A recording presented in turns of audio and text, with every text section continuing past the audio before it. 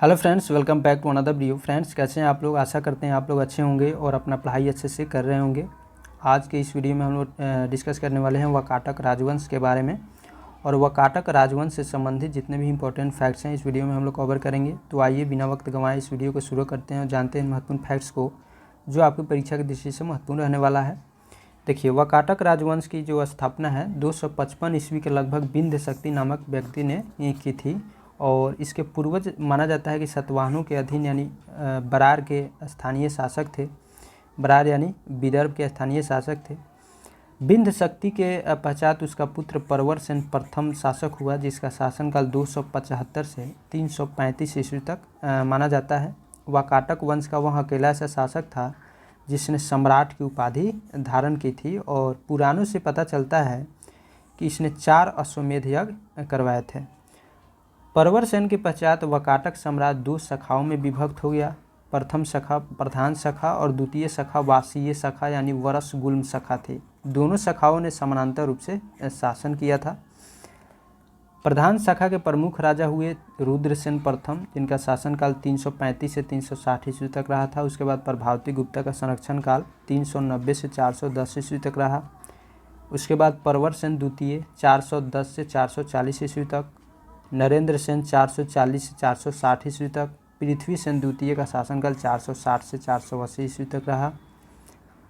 गुप्त शासक चंद्रगुप्त द्वितीय ने अपनी पुत्री प्रभावती गुप्ता का विवाह वाकाटक नरेश रुद्रसेन द्वितीय से किया था। वाकाटकों का राज गुप्त एवं शक राज्यों के बीच स्थित था।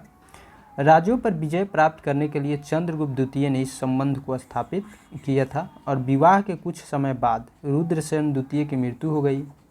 चूँकि उसके दोनों पुत्र दिवाकर सेन एवं दामोदर सेन अवयस्क थे, अतः प्रभावती गुप्ता ने शासन संभाला, और यह काल वाकाटक गुप्त संबंध का स्वर्ण काल रहा था।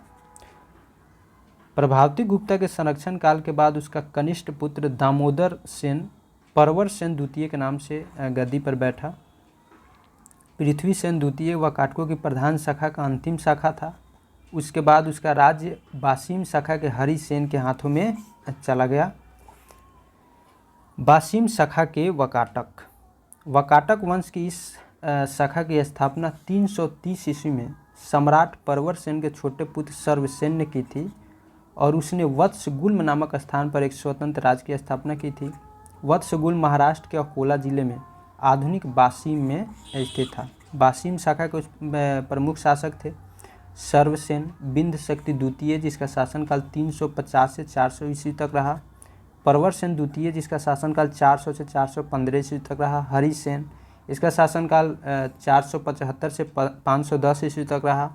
हरिसेन बासीम शाखा का सर्वाधिक शक्तिशाली शासक था, और यह वाकाटक वंश का अंतिम ज्ञात शासक माना जाता है।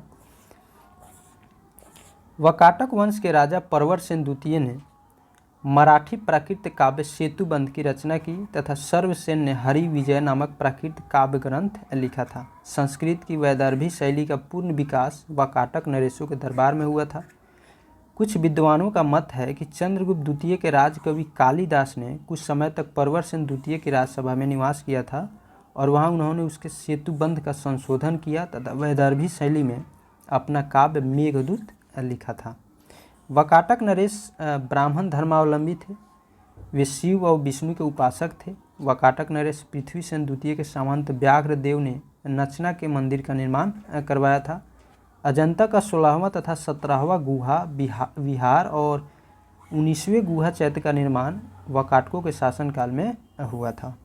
तो फ्रेंड्स, आई होप ये वीडियो आपको पसंद आया होगा। वीडियो आपको अच्छा लगे तो प्लीज़ वीडियो को लाइक कीजिए, चैनल को सब्सक्राइब कर लीजिए। फिर मिलते हैं हम लोग नेक्स्ट वीडियो में नेक्स्ट टॉपिक के साथ। तब तक के लिए जय हिंद।